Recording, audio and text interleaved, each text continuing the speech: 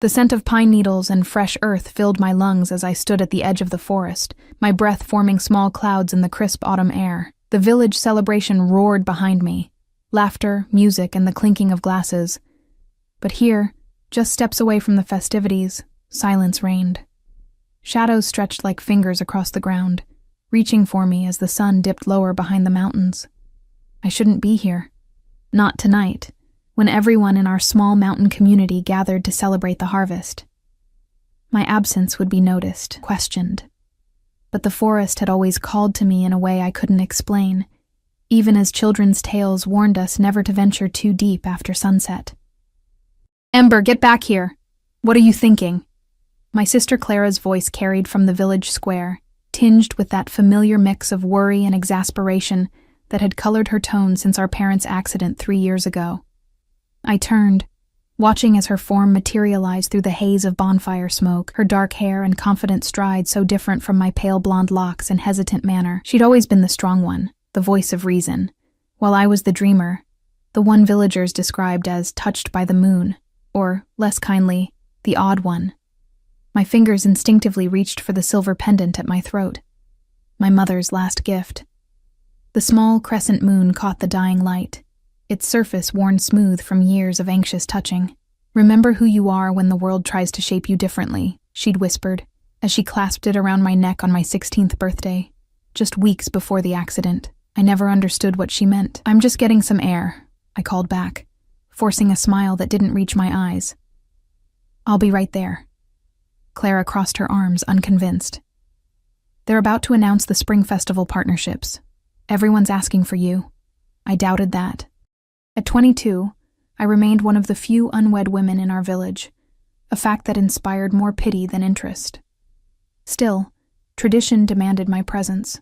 With a last longing look at the darkening forest, I turned to follow my sister. That's when I heard it.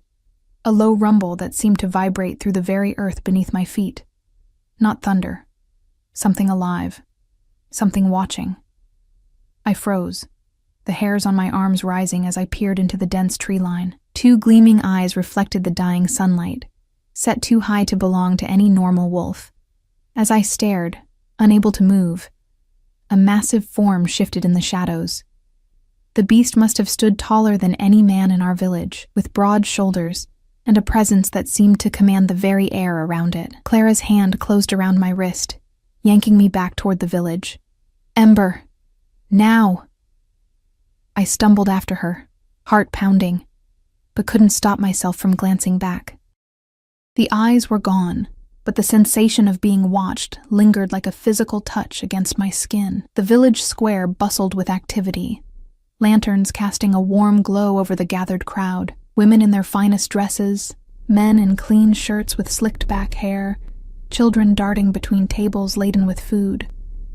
Our small community celebrated few holidays, making tonight all the more special. I should have felt joy, belonging. Instead, I felt like an observer, watching a play in which I had no part. "There she is!"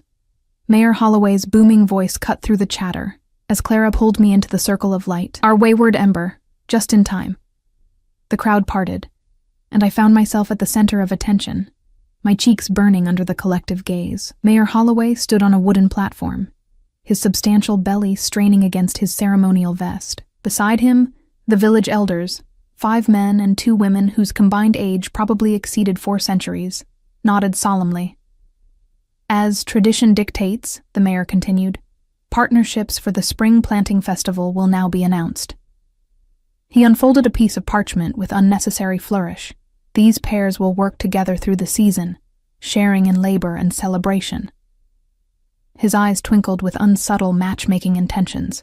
One by one, names were called, met with cheers and good-natured teasing. Young men and women stepped forward, accepting flower crowns that symbolized their season-long partnership. Some looked pleased, others resigned, a few flushed with obvious delight at their pairing. My name remained uncalled as the list dwindled. The crowd's sidelong glances made my stomach knot. When only I and Thomas Reed, the village blacksmith's youngest son, known more for his perpetually soot-covered face than his conversation skills, remained unpaired, our fate seemed sealed. "And finally," Mayor Holloway announced, Ember Lawson and... A howl cut through the night, so close and powerful that several lanterns guttered in the sudden silence. Then another joined, and another, until a chorus of wolves sang just beyond our village borders. Not the familiar calls of the small gray wolves that occasionally ventured near our livestock, but something deeper, more resonant, something ancient. Whispers erupted among the villagers. Wolf attacks had been rare in recent years, but our grandparents' stories kept fear alive. Tales of massive beasts that walked like men, of villages emptied overnight, of young women taken into the forest never to return. Just wild animals, the mayor declared, though his voice wavered. Nothing to fear. The barriers will hold as they always have. But even as he spoke, the heavy wooden gates at the village entrance crashed open. The crowd gasped collectively as a procession of torches appeared, moving steadily down the main path toward our celebration. They entered the light like creatures from another world, men of extraordinary height and build, each moving with predatory grace. At their center walked a figure that made my breath catch in my throat, taller than the rest, with shoulders that could block out the sun and features carved from cold stone. His hair, black as midnight, hung past his shoulders, contrasting sharply with eyes the color of amber caught in sunlight. Those eyes swept across the gathering until they found mine. Recognition flickered there, though we had never met. Something else, too. Hunger, calculation, determination. The pendant at my throat suddenly felt like ice against my skin. Alpha King Dominic Blackcrest, Mayor Holloway whispered, all color draining from his face as he hastily bowed. Around me, villagers dropped into similar postures of deference. Only I remained upright, frozen in place by that unwavering gaze. The Alpha King's lips curved into something too sharp to be called a smile. "Your village has something that belongs to me," he said, his voice like gravel wrapped in velvet. Without breaking eye contact, he advanced until barely an arm's length separated us, something precious. Clara appeared at my side, her fingers digging into my arm. "My lord," she began, "we've honored the treaty for generations. Silence. The word wasn't shouted, yet it seemed to echo through the square. Clara's mouth snapped shut. "I speak not of treaties, but of birthright." His hand rose toward my face, and I fought the dual impulses to flinch away, and more disturbingly, to lean into his touch. His fingers hovered near my cheek without making contact, as if testing an invisible boundary. "Ember Lawson," he said, my name strange and new in his mouth. "You bear the mark of my kind." Confusion washed through me. "I don't understand." "You will." His gaze shifted to the pendant at my throat, and something like satisfaction crossed his features. "Pack your belongings. You return with me tonight." Gasps and murmurs rippled through the crowd. Clara's grip tightened painfully.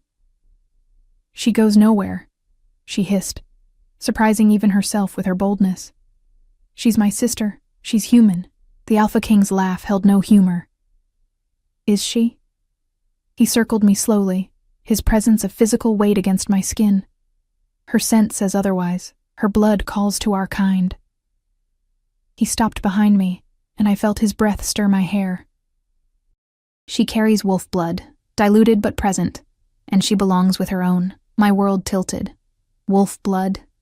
My parents had been ordinary villagers, hadn't they?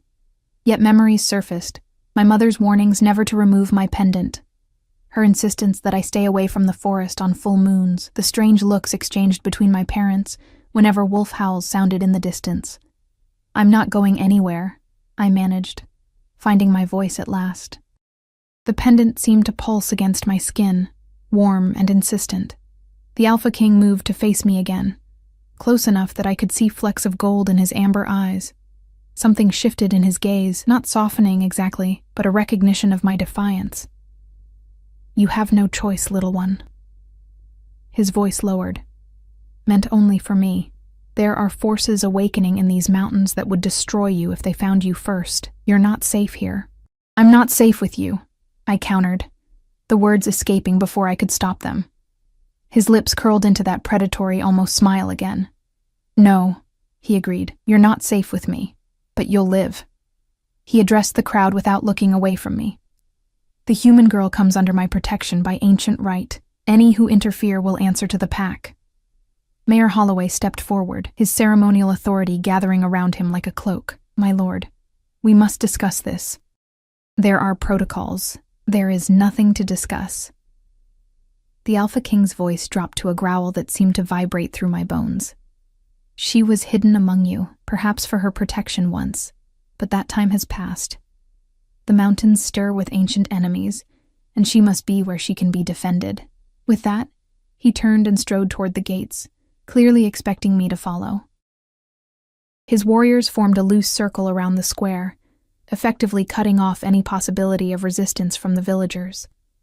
Clara clutched my hands, tears streaming down her face. Ember, no. This can't be happening. I'll come back, I whispered, though the words felt hollow even as I spoke them. I'll find out what this means and I'll come back. The pendant at my throat seemed to hum with energy as the Alpha King paused at the edge of the light, looking back at me with unmistakable impatience. In that moment, standing between my human sister and this creature of legend who claimed I shared his blood, I felt the foundations of my identity crumbling beneath my feet. With trembling hands, I embraced Clara one last time. I'll find answers, I promised. Take care of yourself until I return. As I stepped toward the Alpha King, the crowd parted before me like I had already become something other than human. The distance between us seemed both infinite and non-existent. Each step carried me further from everything I had known, toward a darkness filled with unknowns. You're not safe with me, he growled again as I reached him, his eyes glowing with something ancient and primal in the torchlight. But neither is anything that tries to harm you. Without waiting for my response, he turned and stalked toward the forest, leaving me no choice but to follow him into the shadows, toward a destiny I never knew awaited me. The forest swallowed us whole. What had seemed like an impenetrable wall of darkness from the village now pulsed with subtle life. The soft glow of fungi clinging to ancient trunks, the gleam of watching eyes among the underbrush, the whisper of countless unseen movements. The Alpha King moved through it all with the casual confidence of one traversing his own home, while I stumbled along behind him, my village shoes ill-suited for the uneven terrain. No one spoke. The warriors who had accompanied their king to the village now formed a protective circle around us, their massive forms moving with unnatural silence through the undergrowth. Occasionally, one would vanish into the shadows, only to reappear minutes later from an entirely different direction. They communicated with subtle gestures, nods, and what seemed like an entire language composed of nearly imperceptible shifts in posture. My mind raced with questions, each more urgent than the last. Wolf blood? My parents had never shown any sign of being anything other than human. Had they known what I was, what they were? Was this why they had settled in a remote mountain village, away from the scrutiny of larger towns? The pendant at my throat, my mother's final gift, suddenly felt like both burden and treasure. The Alpha King hadn't spoken since we'd left the village, but I could feel his awareness of me like a physical touch, the slight tilt of his head when I stumbled, the almost imperceptible pause in his stride when I fell too far behind. Not consideration exactly, but the attentiveness of one keeping track of a valuable possession. After what felt like hours, my legs burning and lungs straining in the thin mountain air, we entered a clearing bathed in moonlight. The Alpha King stopped, turning to face me for the first time since we'd entered the forest. Rest, he commanded, his voice somehow both softer and more resonant in the open space. We'll remain here briefly. I sank gratefully onto a fallen log, trying not to show how my body trembled with exhaustion. One of the warriors produced a water skin, offering it to me without meeting my eyes. The water tasted strange, sweeter than I was accustomed to, with undertones of herbs I couldn't identify. Thank you, I murmured, but he had already retreated to the perimeter of the clearing. Silence settled over us, broken only by the natural sounds of the forest. The Alpha King remained standing, his powerful form silhouetted against the night sky, as he gazed toward a distant mountain peak. "Where are you taking me?" I finally asked, the question emerging with more strength than I felt. He turned slightly, his profile harsh in the moonlight. "Home." "That's not an answer." A sound rumbled from his chest, not quite a growl, not quite a laugh. "To the heart of pack territory. Blackcrest Keep. I had heard whispers of the keep, a fortress built into the mountainside, ancient and impenetrable. Villagers spoke of it with equal parts fear and awe, though none claimed to have seen it with their own eyes. And then what? I pressed, wrapping my arms around myself against the night chill. Am I to be your prisoner? This time, he turned fully toward me, those amber eyes seeming to glow with internal light. You are to be protected. Protected from what? From those who would use you. He approached, each step measured and deliberate, until he stood directly before me. From those who would destroy what you represent. And what exactly do I represent? My voice caught, betraying my fear despite my best efforts. He crouched down, bringing his face level with mine. This close, I could see the inhuman perfection of his features, the sharp angles of his cheekbones, the perfect symmetry of his face, the unnerving stillness with which he held himself. No human man could be so beautiful and so terrifying simultaneously. Hope, he said simply. The possibility of balance between worlds that have been separate for too long. Before I could question him further, he rose in a single fluid motion, head tilting as if listening to something beyond human hearing. The warriors tensed, hands moving to weapons at their sides. We're being followed, the Alpha King announced, voice flat. His eyes found mine, narrowing slightly. Your village sends hunters after us. My heart leapt with both hope and dread. They're coming for me? They're coming to die, he corrected coldly. Unless... He approached me again, this time extending his hand. Stand. I hesitated, then placed my trembling fingers in his palm. His skin burned against mine, as if he carried a fever, yet his movements betrayed no weakness. He pulled me to my feet with effortless strength, then reached for the pendant at my throat. I flinched away instinctively, hand closing protectively around the silver crescent. I won't take it, he said, impatience coloring his tone, but you must understand what it is. Reluctantly, I loosened my grip, allowing him to lift the pendant in his palm without removing it from my neck. The silver seemed to shimmer more brightly in his presence, the metal warming against my skin. Your mother's legacy, he murmured, something like respect in his voice. A moonstone encased in silver, blessed by the first Alpha Queen. It masks your true nature, dampens the wolf blood in your veins. His eyes lifted to mine. It has protected you, but also kept you blind to yourself. My mother was human, I insisted, though doubt had taken root in my heart. His smile held no warmth. Your mother fled the pack 25 years ago, carrying the royal bloodline within her. She chose exile, chose to live as human, chose to dilute her heritage by mating with a village man. Each word dripped with disdain. But blood calls to blood, especially royal blood. When she died, the protection over you weakened. I felt your awakening 3 moons ago. The world seemed to tilt beneath my feet. That's impossible. My mother would have told me. Would she? He released the pendant, allowing it to fall back against my skin. Or would she have kept you ignorant to keep you safe? His head tilted again, listening. Your villagers approach. 6 men, armed poorly, afraid but determined. Your sister leads them. Clara. My heart clenched at the thought of her facing this predator's wrath. Please, I whispered.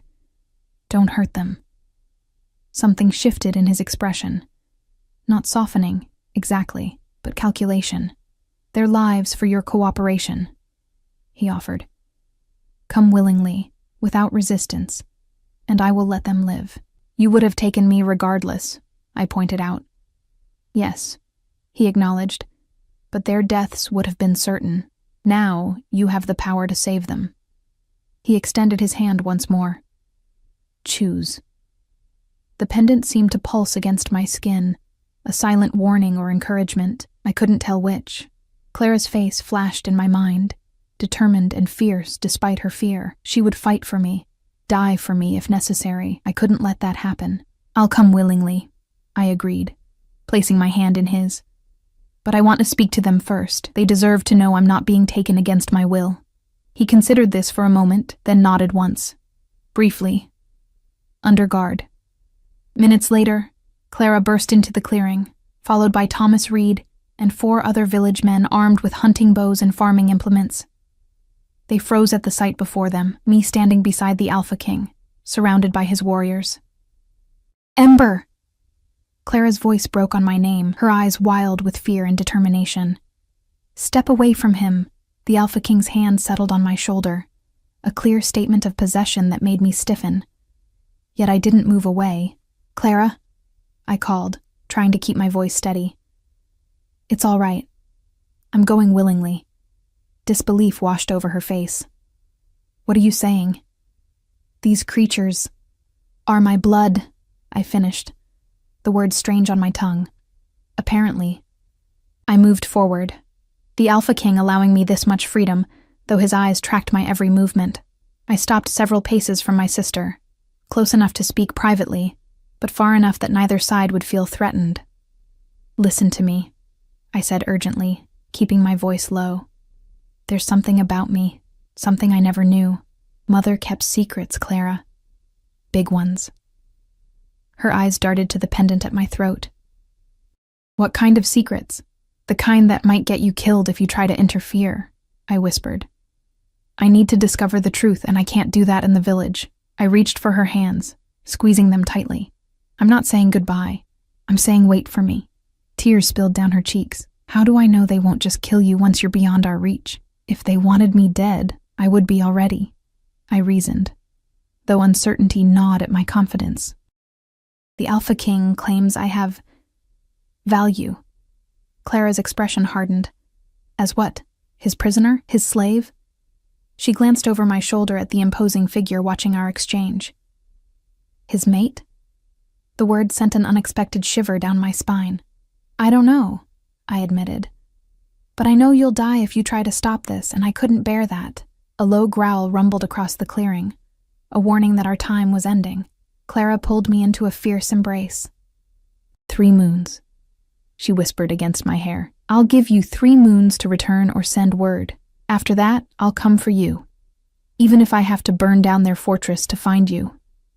I clutched her tighter, knowing her well enough to recognize the promise in her words. 3 moons, I agreed. "Now go, please, before he changes his mind." With visible reluctance, Clara stepped back. Thomas and the other men looked to her for guidance, clearly uncomfortable leaving me behind.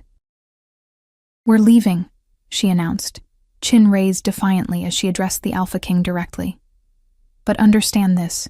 She is beloved. She is missed. She is expected to return."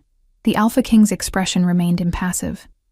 "The village has harbored pack blood unknowingly for years. Consider your debt paid with her." Clara looked as if she might argue further, but with a final desperate glance at me, she turned and led the village men back into the forest. I watched until the darkness swallowed them, feeling as if a piece of my heart departed with them. "That was wise," the Alpha King commented, appearing at my side with that unnatural silence. "You saved lives tonight." I turned to face him, sudden anger burning through my fear. "Don't pretend you gave me a real choice." He studied me, head tilting slightly. "There are always choices, little wolf. Some just carry steeper consequences than others." "Don't call me that," I snapped. "I'm not a wolf."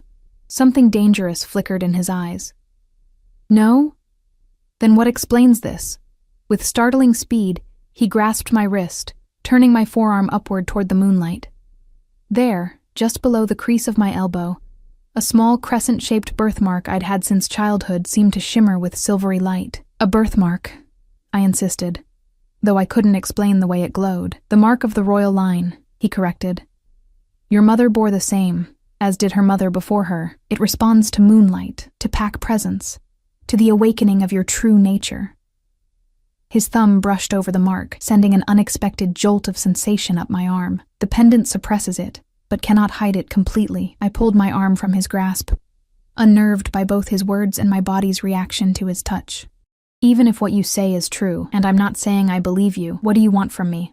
Why bring me to your keep?" "Because war is coming," he stated simply, as if discussing the weather. "The eastern packs grow restless, challenging boundaries that have stood for centuries. The delicate balance between human lands and wolf territories frays. Ancient enemies stir in the deep mountains." His gaze intensified. and prophecy speaks of one of mixed blood, who will either unite our kind or see us destroyed. The weight of his words pressed down upon me. And you think that's me? That's insane. I'm just a village girl. Are you? His hand moved toward my face, not quite touching, but close enough that I could feel the heat radiating from his skin. Then why does your heart race when I stand near? Why does your scent change when the moon rises full? Why have you always felt drawn to the forest, even as your human family warned you away? Uncomfortable truths I couldn't deny. Ever since childhood, I'd felt different. Separate from the other village children, the forest had called to me like a forgotten home. The moon's light seeming to sing in my blood on certain nights. I need time, I whispered, suddenly overwhelmed. Time to understand, to process all this.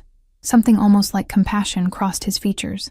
Time is the one thing we have precious little of, Ember Lawson. But I will grant you what I can. He gestured toward the path ahead. Come. Blackcrest Keep awaits, and with it, answers to questions you haven't yet learned to ask. As we resumed our journey deeper into the mountains, the forest seemed to close around us like a living entity, watching and waiting. The Alpha King moved ahead once more, his powerful form carving a path through the wilderness. Despite everything, I found my eyes drawn to him, studying the way he moved with such perfect confidence, the way the moonlight caught in his midnight hair. You're not safe with me, he had growled back in the village. The words echoed in my mind as I followed him toward an uncertain future. I believed him.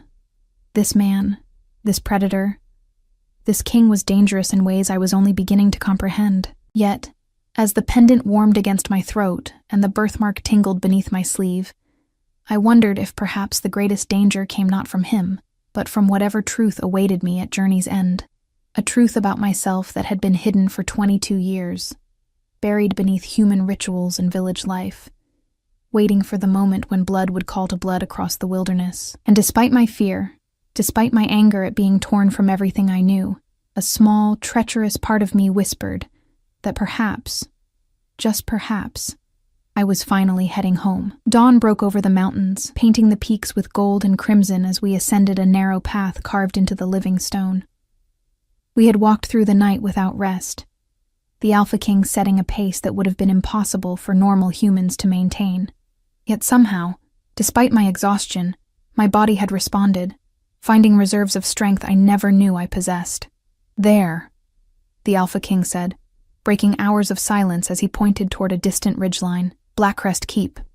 I followed his gesture, expecting to see some towering fortress of stone and timber. Instead, my breath caught at the sight of what appeared to be part of the mountain itself, transformed into a sprawling structure that merged seamlessly with the natural rock face. Towers of pale stone rose organically from the mountainside, connected by sweeping arches and terraces that followed the natural contours of the ridge.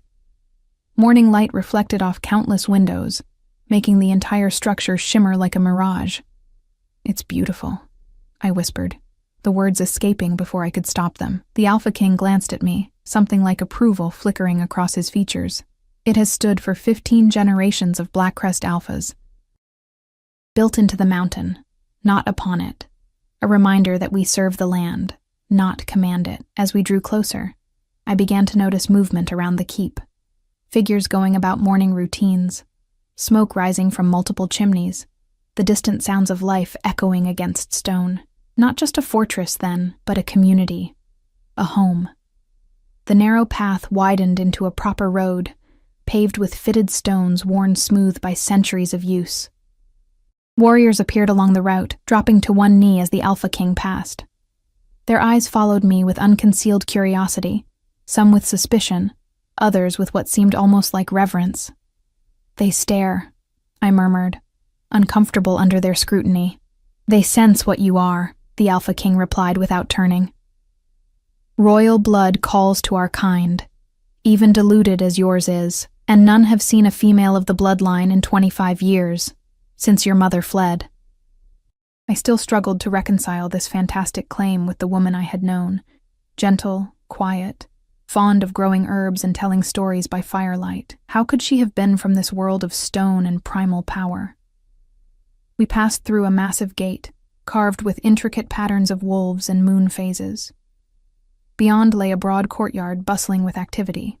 Men and women moved with purpose, carrying supplies, training with weapons, tending to daily tasks. All possessed the same distinctive physical traits: unusual height, powerful builds, movements that carried an almost feline grace, despite their wolf nature. All paused as we entered, conversations dying mid-word. The Alpha King continued forward, clearly expecting the path to clear before him. It did. No one spoke, but I could feel the weight of collective attention pressing against me from all sides. "Alpha returns with the lost blood," someone called out, the words rippling through the gathered crowd.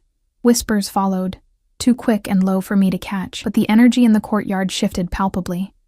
Anticipation tinged with something that felt uncomfortably like hope. A woman stepped forward from the crowd, tall and regal with silver-streaked dark hair pulled back in a severe braid. She wore simple clothing of leather and wool, yet carried herself with undeniable authority.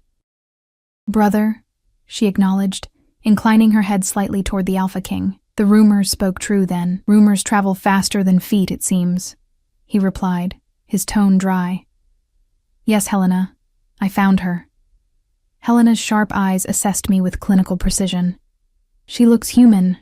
She isn't." The Alpha King's hand settled at the small of my back, guiding me forward. "Ember Lawson, daughter of Elira Moonblood, last female of the royal line before you." The name hit me like a physical blow. Elira, my mother's true name, not the Eleanor she had called herself in our village. Something about hearing it spoken aloud made her absence ache anew, as if I had lost not just the mother I knew, but also the one I never had the chance to discover. Helena's expression softened fractionally. "You have her eyes?" she said, surprising me with the personal observation. "The same shade of gray, like storm clouds gathering." She turned to the Alpha King. "The council will want to see her immediately." "The council will wait," he countered, his tone brooking no argument. "She has traveled through the night and requires rest, food, clean clothing." His gaze swept over the assembled crowd. "And privacy from prying eyes." With that, he guided me toward the main entrance of the keep. Massive doors carved from a wood so dark it appeared almost black. Inside, the temperature shifted immediately, the mountain stone providing natural insulation against the morning chill. Corridors branched in multiple directions, lit by a combination of narrow windows and oil lamps in iron brackets. Helena followed us, her footsteps nearly silent against the stone floor. "The eastern wing has been prepared," she informed the Alpha King. "As you instructed."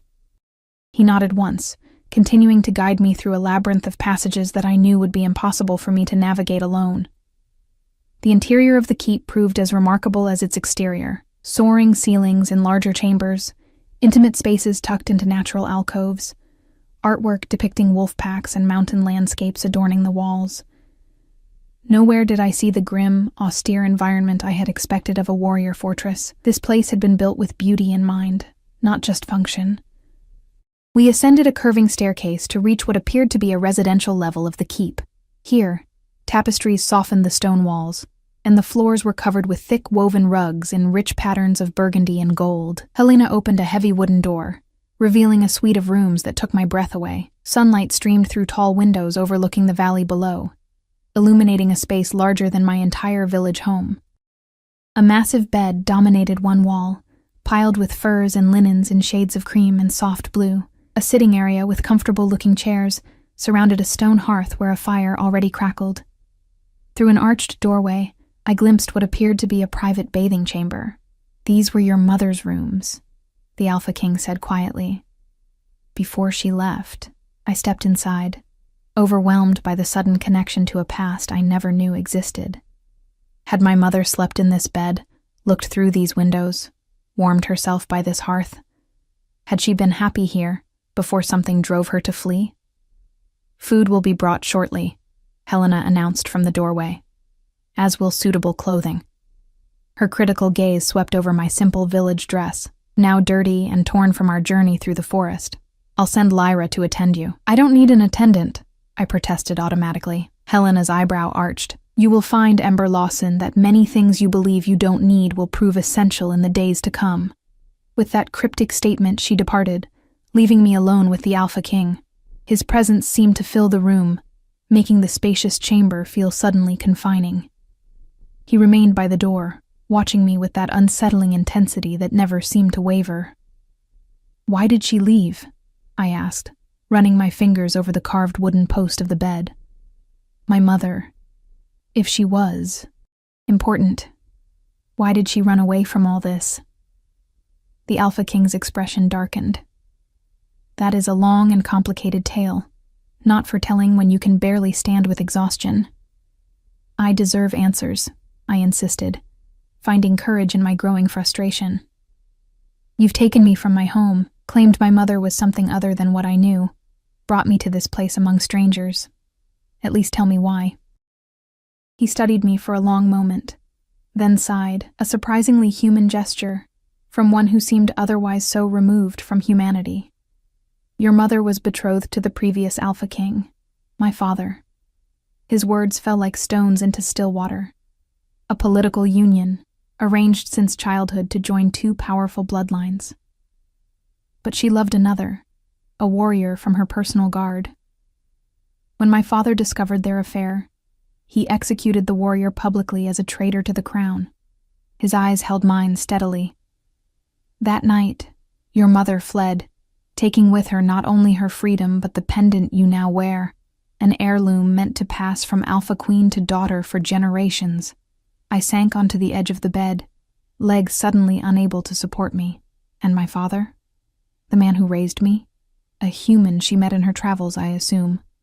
His tone held dismissal, as if my human father barely warranted mention. He would have known nothing of her true nature. "The pendant allows our kind to pass as human, to suppress the wolf within. She would have appeared to him as nothing more than a beautiful, mysterious woman in need of sanctuary." My fingers found the crescent pendant, warm against my skin. "And this suppresses something in me as well?" He approached then, movements deliberate as if concerned about startling me. "It dampens your true nature, keeps your wolf dormant." He stopped before me, looking down with an expression I couldn't quite read. "But the blood grows stronger with maturity. Even with the pendant, you would have begun to experience changes as you approached your 25th year." "What kind of changes?" I asked, though part of me feared the answer. "Heightened senses, unusual strength, dreams of running beneath moonlight on 4 legs instead of 2. His voice lowered. The call of the shift would have come eventually, pendant or no. "And without guidance, without understanding what was happening to you." He left the sentence unfinished, but the implication was clear. I would have been considered mad, perhaps dangerous. In a small village like mine, such differences were not tolerated for long. "So you claim to have rescued me," I said, unable to keep the bitterness from my voice. "I claim nothing so noble," he countered. "I need you, Ember Lawson. The pack needs you. Your blood, your lineage, your very existence is vital to our survival." He paced to the window, gazing out at the mountains beyond. "The Eastern packs have united under a new leader, one who believes humans should be subjugated, not coexisted with, one who sees the royal bloodline as weak for maintaining the ancient treaties." He turned back to face me, expression grave, but prophecy speaks of one of mixed blood, half royal wolf, half human, who would unite all packs under a new covenant. "A bridge between worlds," I laughed, the sound hollow and disbelieving. "And you think that's me? I'm no leader, no warrior, no whatever it is you need. I'm just a village girl who's good at growing herbs and telling stories to children." Something almost gentle crossed his features. "What you are has been hidden from you your entire life, even from yourself." He approached again, this time extending his hand. "May I?" Warily, I placed my fingers in his palm. That same heat radiated from his skin, but I was beginning to understand it was not fever but his natural state. Wolves ran hotter than humans, it seemed. He turned my hand over, exposing my wrist, and traced the crescent birthmark with his thumb. "Royal blood. In you alone flows the lineage of both the first wolf pack and humanity, neither fully one nor the other. but perhaps something new entirely. His eyes lifted to mine. The pendant doesn't just hide what you are. It limits what you could become. And what exactly is that? I asked, voice barely above a whisper. His fingers tightened slightly around mine. Remove it, and discover for yourself. Fear and curiosity warred within me. The pendant had been my mother's final gift, her most treasured possession. She had made me promise never to remove it, especially not during the full moon, but she had also hidden the truth of my heritage from me my entire life. What else had she concealed? Before I could decide, a soft knock at the door broke the moment. The Alpha King released my hand and stepped back, his expression closing once more into that impassive mask. Your attendant arrives, he stated. Rest, eat, make yourself presentable. The council will expect to see you before sundown. He moved toward the door, then paused. The pendant is your choice, Ember, but understand that choice shapes destiny, for yourself and for others. With that, he opened the door to admit a young woman carrying a tray of food and a bundle of clothing. She couldn't have been much older than me, with warm brown skin and tightly curled black hair, pulled into an elaborate knot at the nape of her neck. She froze momentarily at the sight of the Alpha King, then quickly lowered her eyes and bowed. My lord, she murmured. See to her needs, Lyra, he instructed. She is to be treated with the respect due her bloodline. His eyes found mine once more. I will return for you before the council meeting. Then he was gone, his departure leaving the room feeling simultaneously emptier and easier to breathe in. Lyra remained by the door, watching me with barely concealed curiosity. You can come in, I said, attempting a smile that felt brittle around the edges. I don't bite. A startled laugh escaped her. That's not usually a concern around here, she commented, setting the tray on a small table near the fire. Most of us do bite, at least once a month. Her casual reference to the dual nature of the pack members caught me off guard. You're one of them? A werewolf? Lyra's expression shifted to one of mild offense. We don't use that term.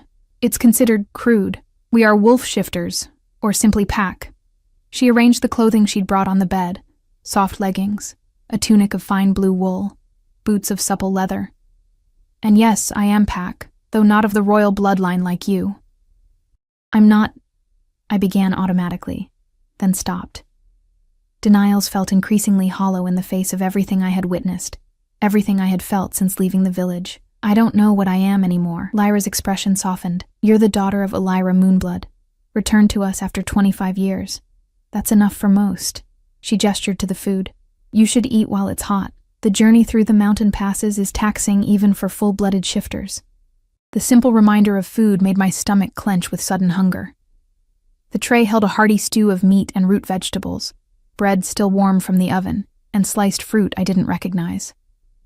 I ate with embarrassing enthusiasm, realizing only as I neared the end how ravenous I had been. Lyra waited patiently, taking the opportunity to prepare the bathing chamber. I heard water being poured, the subtle scent of herbs and oils drifting through the archway. Why did they send you? I asked as I finished the meal, curiosity overcoming my hesitation. To attend to me, I mean. She paused in her preparations, considering the question. I knew your mother, she said finally. Not well. I was very young when she left, but I remember her kindness. A small smile touched her lips. She used to tell stories in the Great Hall during winter evenings, stories that made even the fiercest warriors sit in silent wonder. Helena thought a familiar face, even one you wouldn't recognize, might help ease your transition. Helena, she's the Alpha King's sister? Lyra nodded. The King's second and head of the council. She has guided the pack through many difficulties since the old Alpha's death. She hesitated, then added more quietly. Some say she should have been Alpha herself, had she been born male. I absorbed this information, filing it away with the growing collection of insights into this new world. And the Alpha King, Dominic, what kind of leader is he? Something guarded entered Lyra's expression. It is not my place to discuss the Alpha, she said carefully. But know that he has protected our borders against increasing threats for 5 years without failure. The pack prospers under his rule, even as dangers multiply beyond our territory. Before I could press further, she gestured toward the bathing chamber. "Your bath awaits, my lady. Would you like assistance?" "No, thank you," I replied quickly, unaccustomed to such offers. "And please call me Ember. I'm not a my lady anything." Lyra's smile returned, small but genuine. "As you wish, Ember, though others will not be so informal, especially once you're presented to the council." The bathing chamber proved to be another revelation. A large copper tub set before a small fireplace, filled with steaming water scented with pine and something floral I couldn't identify. Natural light streamed through a narrow window cut into the mountain stone, illuminating shelves lined with oils and soaps. The luxury of it after days of travel was almost overwhelming. As I sank into the warm water, I found myself staring at the crescent birthmark on my forearm. In the shifting light, it seemed to shimmer with an inner luminescence, pulsing in time with my heartbeat. The Alpha King's words echoed in my mind. The pendant doesn't just hide what you are. It limits what you could become. What exactly was I? Half human, half wolf, belonging fully to neither world. A bridge, he had called me, but bridges were made to be crossed, used, sometimes burned when they no longer served their purpose. My fingers found the silver crescent at my throat, tracing its familiar contours. My mother had fled this place, this life, these people. Fled so completely that she had hidden even the memory of them from me. Had she been protecting me, or simply running from a past too painful to confront? And was I now being drawn into the very danger she had sought to spare me from? As I closed my eyes, letting the warm water ease the aches of travel from my body, I made a decision. I would not remove the pendant, not yet. Not until I understood more about this world, these people, and my place among them.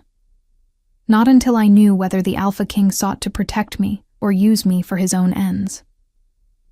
"You're not safe with me," he had growled. Perhaps the greatest danger was not what he might do to me, but what I might become if I embraced the heritage he claimed was mine. The council chamber occupied the heart of Blackcrest Keep, a circular room carved directly into the living stone of the mountain. 7 high-backed chairs formed a semicircle on a raised dais, each carved with different wolf imagery, hunting, howling, running beneath stars. Behind them, an enormous stained glass window caught the last rays of the setting sun, casting prismatic patterns across the stone floor. I stood before them, painfully aware of my foreignness despite the fine clothes Lyra had provided.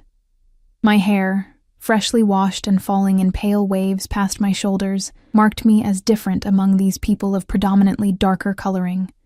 The pendant lay heavy against my throat, a constant reminder of secrets and choices. The Alpha King occupied the central chair, his powerful form somehow even more imposing in this formal setting. He wore a simple black tunic adorned only with a silver clasp shaped like a wolf's head, yet he outshone the others who dressed in more elaborate finery. Helena sat at his right hand, her silver-streaked hair now arranged in an intricate braid wrapped around her head like a crown. 5 others completed the council, 3 men and 2 women, all bearing the distinctive physical traits of the pack, all watching me with expressions ranging from open curiosity to barely concealed hostility. "Ember Lawson," Helena announced, her clear voice filling the chamber. "Daughter of a Lyra Moonblood of the royal line and—" She hesitated, a subtle acknowledgement of my mixed heritage. "Julian Lawson of Riverview Village. You stand before the Council of Blackcrest Pack." I inclined my head slightly, uncertain of the proper protocol but unwilling to appear completely ignorant. "I am honored," I replied, keeping my voice steady through sheer force of will. A man to the far left snorted softly, a sound of disbelief. "She appears entirely human," he observed, his tone making the word sound like an insult.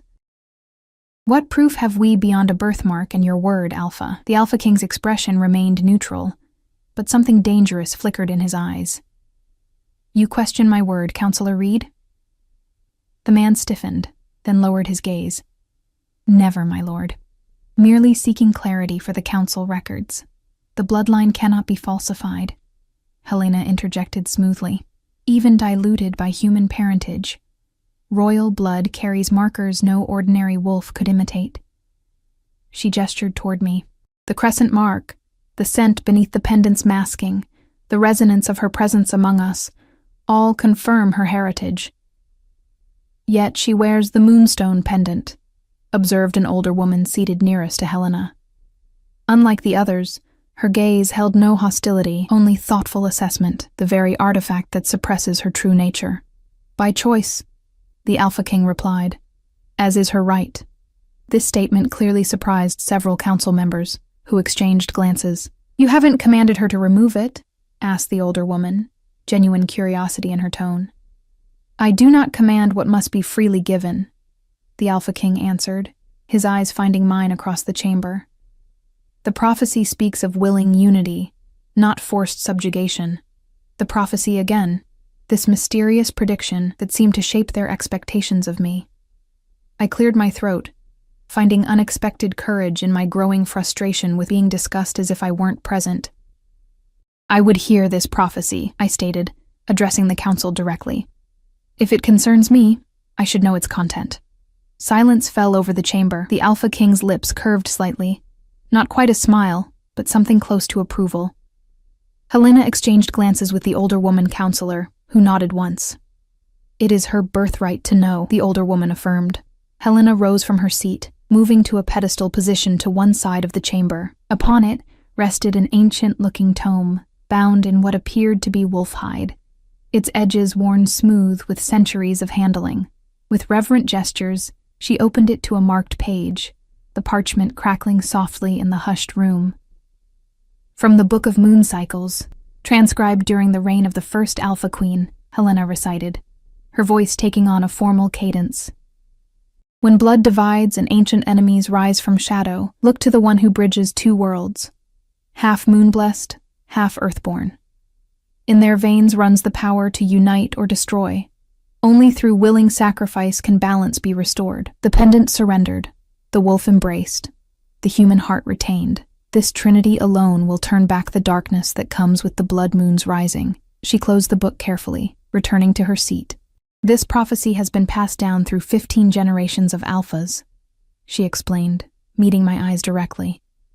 Many believed it mere legend, a story to entertain pups during winter nights, until your mother fled, taking with her the only female heir of the royal bloodline and the sacred pendant meant to pass from queen to daughter. For 25 years, we believed the prophecy lost to us, added the older woman counselor. Until 3 moons ago, when the Alpha sensed the awakening of royal blood beyond our borders. Coinciding precisely with the rise of Darius Silverfang in the Eastern Territories, said another counselor, a hard-faced man with a scar running from temple to jaw. The timing cannot be ignored. I looked between them, struggling to process the implications. This Darius, he's the threat you mentioned? The reason you claim I need protection? The Alpha King leaned forward, his amber eyes intent upon my face. Darius Silverfang has united the 3 Eastern packs under his leadership through blood and terror. He rejects the ancient treaties that maintain peace between wolves and humans, believing our kind should rule openly, with humans serving as prey or servants. His voice lowered. He particularly despises those of mixed blood, seeing them as contamination of wolf purity. He's coming here? To Blackcrest territory? I asked, a chill running down my spine. His forces probe our borders weekly, confirmed the scarred counselor. Thus far, our warriors have repelled them, but each incursion grows bolder. Intelligence suggests he plans a major assault during the coming blood moon. 17 days from now. The blood moon. The same rare celestial event mentioned in the prophecy. The coincidence felt too precise to ignore. Yet everything within me rebelled against the role they seemed to expect me to play.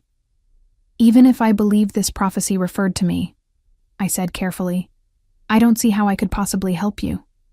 I have no fighting skills, no knowledge of your politics or history. I'm not even a proper wolf, by your own admission. Yet you alone carry the blood of both worlds, Helena pointed out. And you possess the moonstone pendant, which the prophecy specifically names. The prophecy speaks of willing sacrifice, I countered. What exactly would that entail? The council members exchanged glances again, but it was the Alpha King who answered. The pendant must be removed willingly, he stated simply. Your wolf nature must be allowed to emerge, to shift for the first time. Yet you must retain your human heart. Your compassion, your connection to the human world. His gaze intensified. Balance between the two sides of your nature, not the dominance of one over the other. And if I refuse? I asked, though I already suspected the answer. Then Darius will eventually overwhelm our defenses, replied the scarred counselor bluntly. He will slaughter those who resist, enslave those who submit, and launch a war against humanity that will spread like wildfire across the continent.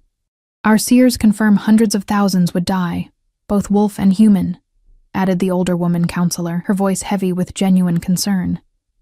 The ancient balance that has maintained peace for centuries would be shattered beyond repair. The weight of expectation pressed down upon me like a physical force.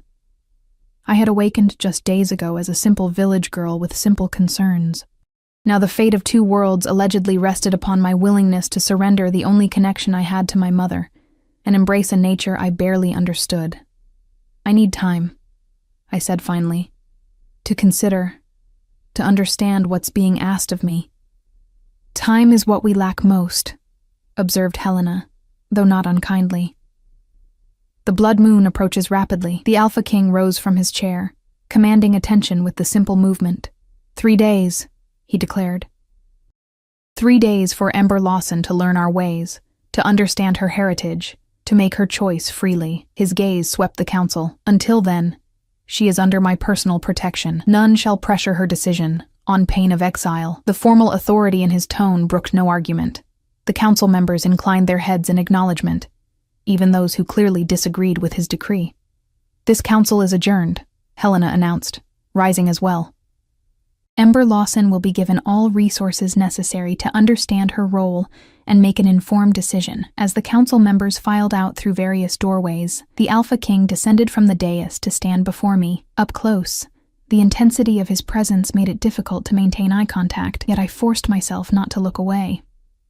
You did well, he said, his deep voice pitched for my ears alone. They expected fear or defiance. You showed them thoughtful consideration instead. I don't appreciate being manipulated, I replied quietly. Bringing me here, presenting me to your council, reciting prophecies that conveniently require my cooperation. It all feels like a carefully orchestrated performance. Something like respect flickered across his features. You see clearly for one raised among humans, he observed. Yes, your arrival has been awaited, planned for, but not fabricated. He gestured toward a different doorway than the one through which we had entered. Walk with me. It wasn't quite a command, yet neither did it feel entirely like a request. Nevertheless, I followed him through the doorway and into a narrow corridor that spiraled upward through the mountain. We climbed in silence, the only sound our footsteps against stone and the distant howl of wind through hidden passages. Eventually, the corridor opened onto a small terrace carved into the mountainside, offering a breathtaking view of the surrounding peaks bathed in the light of the setting sun. The air was thin and crisp at this altitude, carrying the scent of pine and distant snow. The Alpha King moved to the edge of the terrace, his powerful hands resting on the stone balustrade as he gazed outward. Wind caught his dark hair, lifting it from his shoulders in a way that momentarily softened his severe countenance. My father was a hard man, he said abruptly, surprising me with the personal revelation. He ruled through fear and strict adherence to tradition. When your mother fled rather than accept the match arranged for her, he took it as both personal insult and political challenge. He turned slightly, his profile sharp against the dimming sky. He sent hunters after her for years. They never found her. Because she had the pendant, I guessed. He nodded once. The moonstone pendant doesn't merely disguise our nature. It severs the pack bonds that allow us to sense one another across great distances. She became effectively invisible to us. His jaw tightened. My father's rage at this failure consumed him, hastening his end. And yet you found me, I observed. After all these years. Not you, specifically, he corrected. When a wolf of royal blood approaches their 25th year, their nature begins to assert itself regardless of suppressants. The pendant's power waned as your wolf stirred. His eyes found mine. I felt your presence like a beacon 3 moons ago, distant but unmistakable. Royal blood calls to royal blood, especially between potential mates. The last word hung in the air between us, charged with implications I wasn't prepared to consider. I turned away, focusing on the mountains instead of his unsettling gaze. "You speak of my wolf as if it's a separate entity within me," I said, changing the subject. "Is that how it feels to you, to the others?" He considered the question with surprising seriousness. Not separate, exactly. More like another aspect of self. The human mind thinks in words, plans, considers consequences. The wolf feels, instinctively knows, acts without hesitation. His voice softened slightly. In the beginning, after the first shift, they can seem at odds with one another. With time and acceptance, they become integrated, two halves of a whole being. And if I remove the pendant, what happens then? Your first shift would come upon you rapidly, he answered honestly. Without preparation, without guidance, it would be difficult. Painful, even. He turned to face me fully, which is why, should you choose that path, I would be with you through it, as would Helena, who guided many young wolves through their first transformations. His offer, seemingly genuine, caught me off guard. Why would you do that? You've made it clear I'm valuable to your pack for political reasons, for this prophecy. Why offer personal support? Something shifted in his expression. Not softening, exactly, but opening, revealing depths beneath the controlled surface. Because no one should face that journey alone. Because your mother did, and it nearly destroyed her. What do you mean? I asked, heart clenching at the mention of my mother's suffering. He hesitated, then spoke with careful precision. Before she fled, your mother attempted to trigger her first shift without guidance, without the traditional preparations. The pain and disorientation overwhelmed her. She was found half-mad with fever in the eastern forest, her body caught in a partial transformation that neither progressed nor reversed. His voice lowered. Helena spent 3 days helping her find balance, helping her complete the shift and then return to human form. A month later, Elira fled the keep with the pendant. I absorbed this information, trying to reconcile it with the gentle, composed woman who had raised me. Had those experiences broken something within her? Or had they given her the strength to choose a different path? Your mother was brave, the Alpha King continued, surprising me again. Misguided, perhaps, but brave beyond question. She chose freedom over duty, love over alliance. His eyes held mine. The question is whether her daughter possesses the same courage to make her own choice, whatever that might be. The sunset painted his features in gold and shadow, transforming him momentarily from intimidating predator to something more complex, more human. In that moment, I glimpsed what he might have been without the burden of leadership, without the armor of authority he wore so naturally. I need to see more, I said finally. Of your world, your people. I can't make a decision based on prophecies and politics alone. He nodded, as if he had expected nothing less. Then you shall. Beginning tomorrow, you will see all aspects of pack life. The training fields, the nurseries, the healing chambers, the hunting parties. Nothing will be hidden from you. A corner of his mouth lifted slightly. Consider it your education in the heritage denied you for 22 years. As darkness fell over the mountains, he led me back inside the keep, through corridors now lit with oil lamps that cast long shadows across the stone floors. The evening meal was being served in the great hall. I could hear the distant sounds of conversation and laughter echoing through the passages. Will you join the pack for dinner? The Alpha King asked as we approached a juncture where the corridors diverged. The thought of facing hundreds of curious eyes, of being the center of attention and speculation, made my stomach clench with anxiety. Not tonight, I replied. I'm still processing everything. He accepted this without argument, instead redirecting our path toward my chambers. I'll have food brought to your rooms, he stated. As we walked, I noticed pack members we passed dropping their gazes respectfully, some inclining their heads to their alpha, others watching me with poorly concealed curiosity when they thought I wouldn't notice. We reached my chambers in comfortable silence. The Alpha King paused at the threshold, not entering as I opened the door. One last thing, he said, his expression unreadable in the shadowed corridor. Whatever choice you make, it must be yours alone. Not for the pack, not for the prophecy, not even for the memory of your mother. His eyes seemed to glow with inner light in the dimness. "Choose what your own heart demands, Ember Lawson. That is the only path that will lead to balance." With those cryptic words, he turned and strode away, his powerful form soon swallowed by shadows as he rounded a corner. I entered my chambers, finding a fire already lit in the hearth, and fresh flowers arranged on the table. Small touches of comfort in this strange new world. As promised, food arrived shortly, a tray brought by Lyra, who seemed eager to hear about my council meeting, but too well trained to ask directly. I shared some details as I ate, finding her presence surprisingly comforting amid the day's disorientation. "Would you like me to stay?" she offered, as she collected the empty dishes.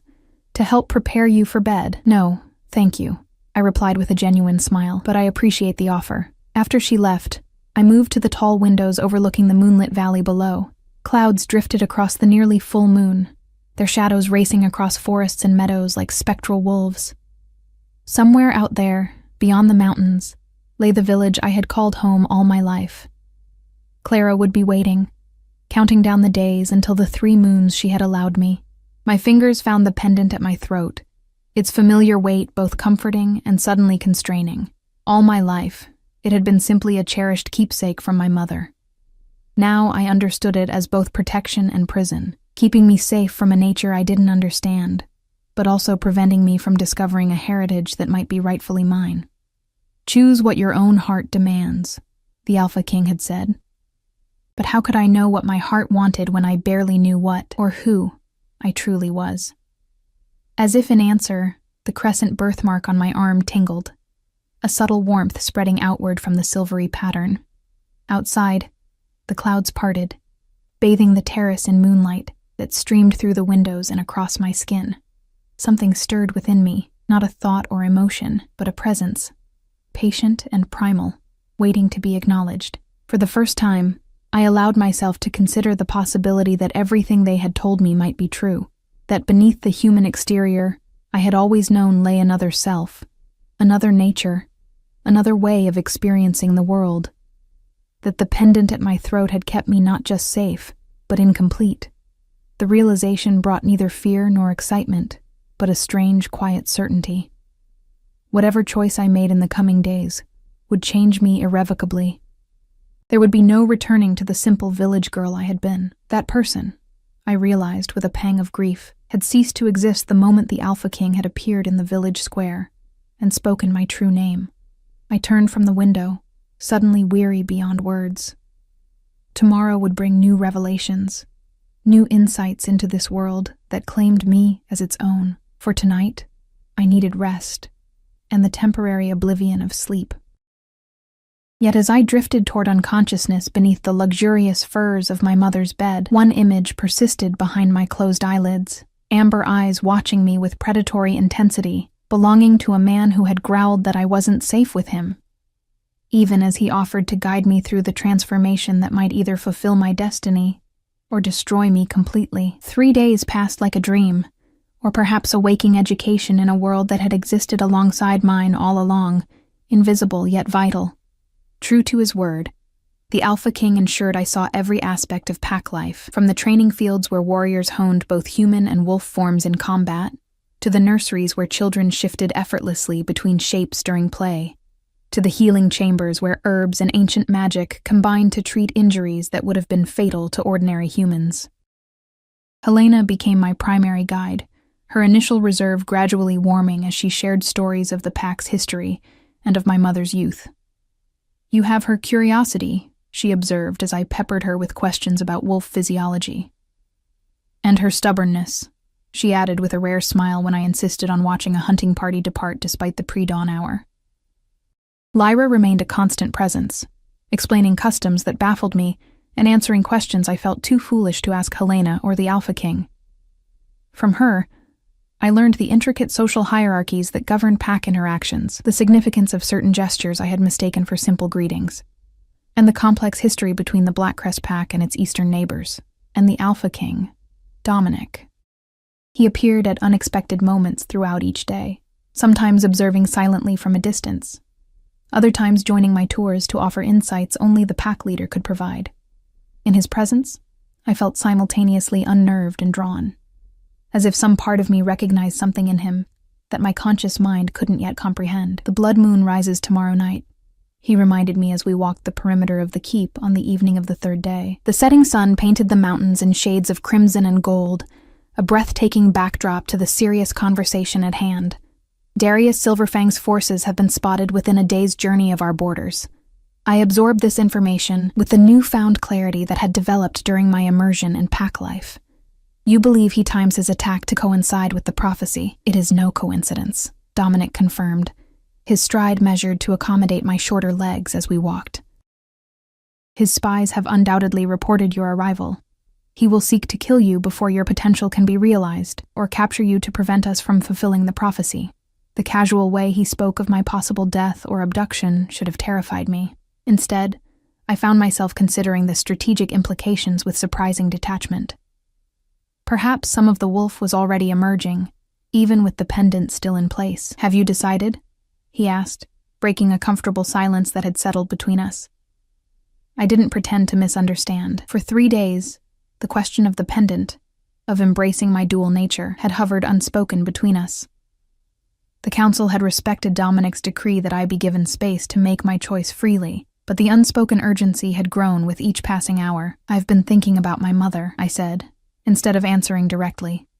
"About why she ran, why she hid what she was from me all those years." Dominic's expression remained neutral, but something in his eyes softened. "What conclusions have you reached?" "I think she was trying to protect me, but also herself." I touched the pendant absently, its familiar weight both comforting and suddenly constraining. She chose a different path than the one laid out for her. Maybe she feared I would have no choice if I knew the truth. "And do you have a choice?" Dominic asked, his tone carefully neutral. I stopped walking, turning to face him directly. "Everyone has choices, but choices have consequences, for ourselves and for others." The philosophical observation felt strange on my tongue, yet deeply true. If I choose to keep the pendant on, to reject this heritage and return to my village, what happens? Darius attacks regardless. The pack defends its territory as we have for generations. His amber eyes held mine steadily. Many die. Perhaps we prevail, perhaps not. The outcome is uncertain. And if I remove the pendant, embrace this transformation you say awaits me? Also uncertain, he admitted with surprising candor. The prophecy offers hope, not guarantees, but it is hope we currently lack. I resumed walking, my thoughts churning.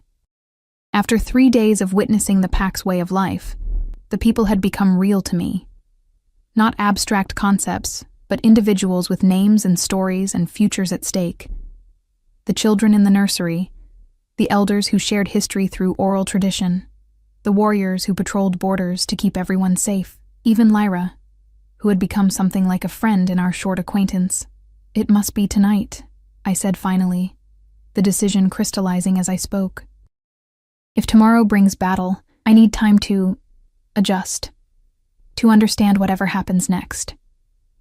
Dominic nodded once, his face betraying no emotion, though his shoulders seemed to relax infinitesimally. "The sacred glade would be appropriate. It's where young wolves traditionally experience their first shift. Will it hurt?" I asked, voicing the fear I had carried since learning of my mother's traumatic experience. "Yes," he answered without hesitation. "The first shift always does, but you will not face it alone." The sincerity in his voice steadied me more than false reassurances would have. "Then let's not delay further." As darkness fell over the mountains, we descended from the keep into the forested valley below. A small group accompanied us. Helena, who would guide the transformation, the older woman counselor, who introduced herself as Alara, keeper of pack histories, and 2 trusted warriors who would stand guard. Lyra had begged to come as well, her genuine concern for my welfare touching in its sincerity. The sacred glade lay nestled in a natural hollow surrounded by ancient pines.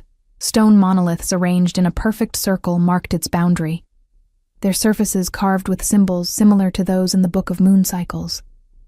At the center stood a raised stone dais, smooth and flat, bathed in the light of the waxing moon that now approached its blood-tinged fullness. "This place has witnessed the first shift of every royal wolf for 15 generations," Helena explained as we entered the circle. The stones amplify the moon's power, easing the transition. The air within the circle felt different, charged with something that made my skin prickle, and the birthmark on my arm pulse with warmth. The pendant at my throat seemed to grow heavier, as if resisting the energy that suffused the glade. "What do I need to do?" I asked, my voice sounding small in the vastness of the night. "Stand upon the dais," Ilara instructed. "Remove the pendant willingly. The rest will follow naturally, though not easily." Helena's expression softened with what appeared to be genuine concern. "I will guide you through it, as I guided your mother. The first shift is disorienting, frightening even, but fight through the fear, not against the change itself," I nodded, gathering my courage as I ascended the 3 stone steps to the dais. The smooth rock felt surprisingly warm beneath my bare feet. I had been instructed to wear only a simple shift that could be easily removed and replaced after the transformation. Dominic remained at the edge of the circle, his powerful presence somehow reassuring despite the distance. Our eyes met across the glade, and he inclined his head slightly. Not a command, but an acknowledgement of my choice. With trembling fingers, I reached for the clasp of the pendant. It opened easily, despite having remained closed against my skin for as long as I could remember. The silver chain slid through my fingers as I removed it for the first time in my life, the crescent-shaped moonstone gleaming with inner light as it left contact with my skin. For a moment, nothing happened. Then heat flooded my body, starting from the birthmark on my arm and spreading outward in waves that stole my breath. My vision blurred, then sharpened painfully, colors and shapes suddenly too vivid, too real. Sounds crashed over me, heartbeats from everyone in the clearing, the rustle of leaves in trees hundreds of yards away, the soft breathing of a deer hiding in underbrush beyond the glade. I fell to my knees on the stone dais, overwhelmed by sensations too intense to process.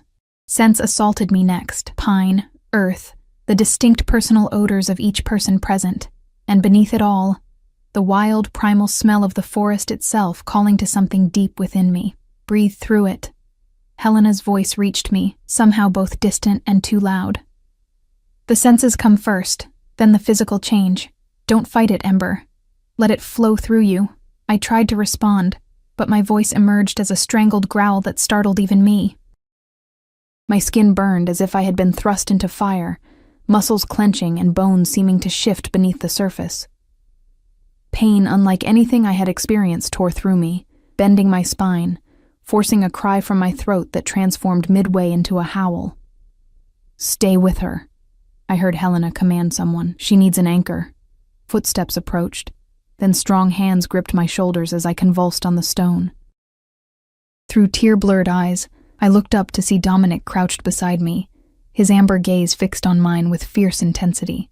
"Focus on me," he ordered, voice cutting through the haze of pain. "Your body knows what to do. Your mind is what struggles." Another wave of agony crashed through me, bones reshaping, muscles tearing and reforming. I clutched at Dominic's forearms, nails lengthening into claws that drew blood from his skin, though he didn't flinch. "I can't," I gasped, feeling as if I were being torn in two. "You can," he countered, his face inches from mine. "Your mother did. Your grandmother before her. This is your birthright, Ember Lawson. Claim it." Something in his words, or perhaps the unwavering confidence behind them, reached through the pain. I stopped fighting the transformation and instead surrendered to it, allowing the fire to consume me completely. The world fragmented into shards of sensation, then reformed into something altogether different. Sounds, scents, sights, all transformed, filtered through a consciousness both familiar and utterly foreign. I found myself standing on 4 legs, body covered in pale golden fur that gleamed silver in the moonlight. The world around me appeared in shades of blue and gray, but with a clarity and depth that human eyes could never capture. Most disorienting was the presence in my mind. Not a separate entity, but an aspect of myself that had always existed beneath the surface. The wolf didn't think in words, but in sensations, instincts, emotional currents that flowed deeper and stronger than human feelings. It recognized Dominic not as the alpha king, but as mate potential, pack leader, protector. It registered Helena and the others as pack family, safe, extraordinary, Alara whispered from the edge of the circle. A royal white wolf, not seen in 3 generations. I turned my head, a strangely fluid motion in this new form, to see Dominic still crouched where I had left him, eyes wide with something that might have been awe. Without conscious thought, I padded toward him on silent paws, instinct guiding movements I had never made before.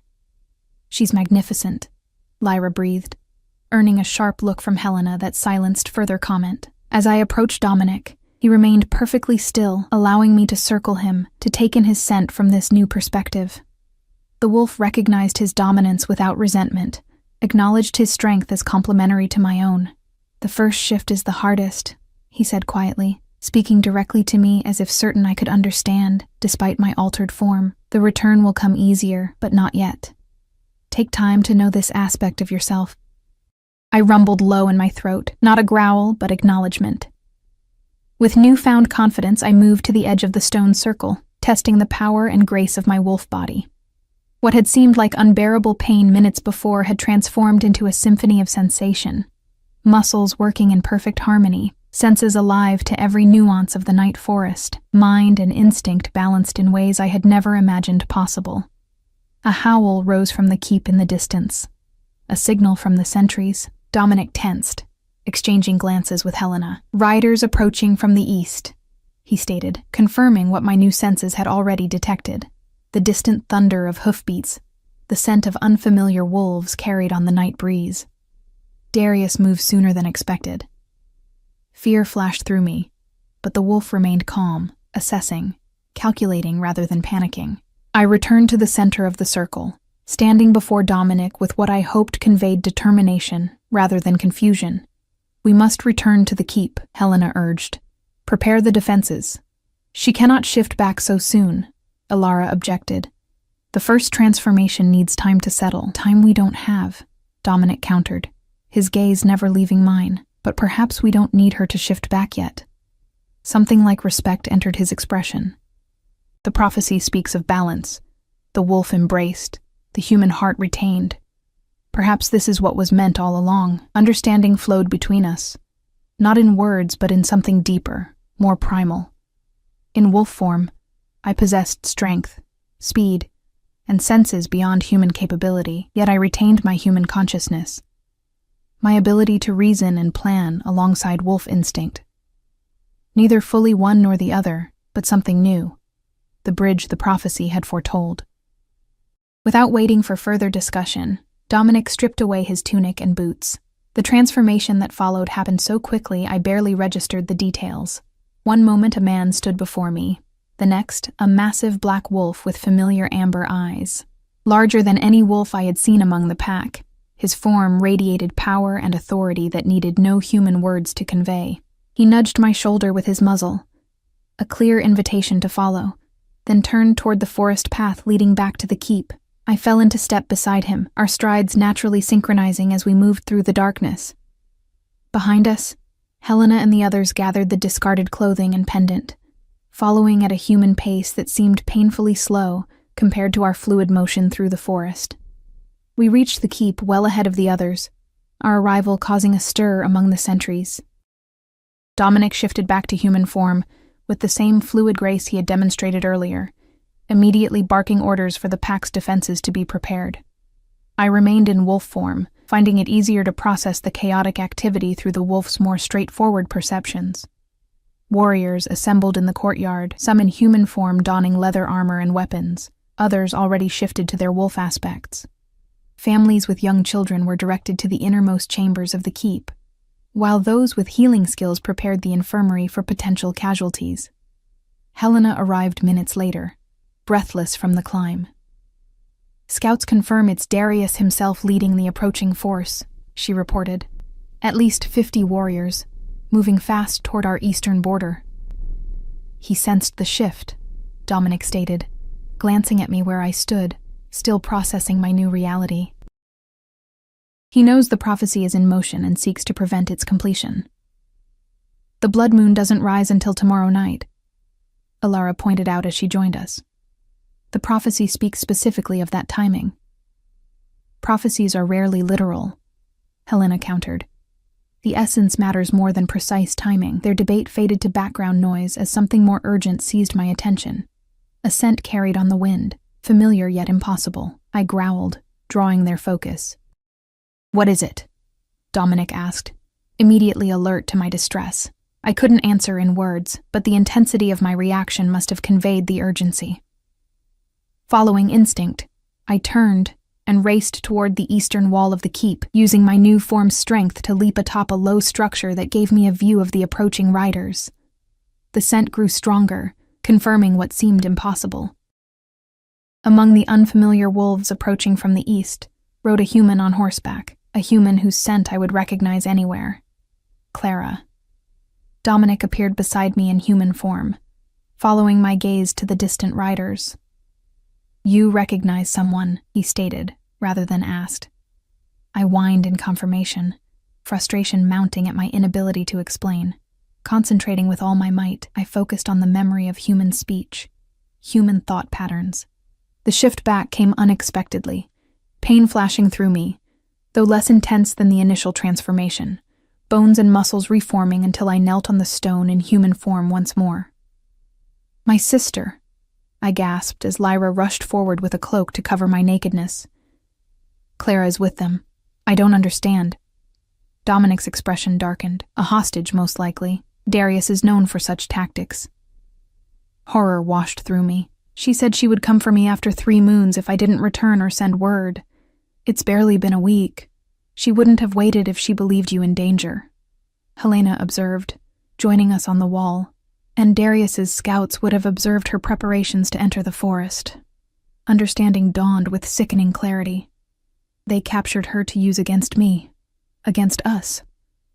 Dominic nodded grimly.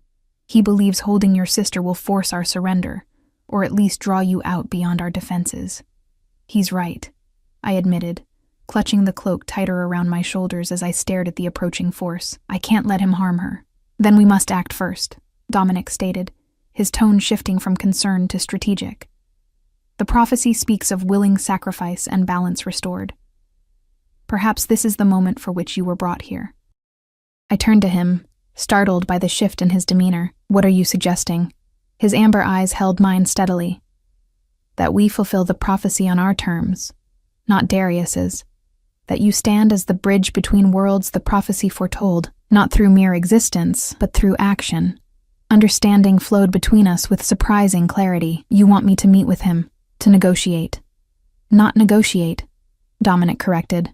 "To offer a challenge he cannot refuse without losing face before his warriors. Alpha to alpha, with your sister's freedom as part of the terms." "I'm not an alpha," I pointed out. Helena stepped forward. "You are royal blood, newly shifted under the waxing blood moon. By pack law, you have the right to issue challenge in defense of family." My mind raced, human reasoning and wolf instinct merging in ways that felt increasingly natural. "He would have to accept?" "Pack law is ancient and binding," Alara confirmed, having joined our council on the wall. "Even Darius Silverfang would not dare violate it before his own followers. Such an act would undermine his authority more surely than defeat." "But I have no fighting skills," I protested. "He would kill me easily in combat." Dominic's expression shifted, not quite a smile, but something equally predatory. "The challenge need not be combat. It can be any test of worthiness the challenger names." His eyes gleamed with something like admiration. "And you, Ember Lawson, possess strengths Darius cannot comprehend." As the riders drew closer to the border of Blackcrest territory, a plan took shape between us. Daring, dangerous, but offering hope where none had existed before. I would need to shift again, to embrace the wolf aspect without losing the human heart that gave me perspective Darius lacked. I would need courage I wasn't certain I possessed. But as I looked around at the faces of those who had become, against all odds, something like family in the span of mere days, I found resolve hardening within me. Clara's life hung in the balance, yes. But so did the futures of countless others. The children in the nursery, the elders who preserved pack history, Lyra and her gentle kindness, Helena with her hard-won wisdom, and Dominic, whose complex nature I had only begun to understand. "I'll do it," I declared, straightening my shoulders beneath the borrowed cloak. "I'll issue the challenge." Dominic's eyes met mine, something powerful passing between us that required no words. In that moment, I understood why the prophecy had linked our bloodlines, why fate had drawn us together across the barrier of years and secrets that had separated us. Not simply politics or strategy, but something more elemental. Recognition between kindred spirits who each carried burdens of leadership and destiny.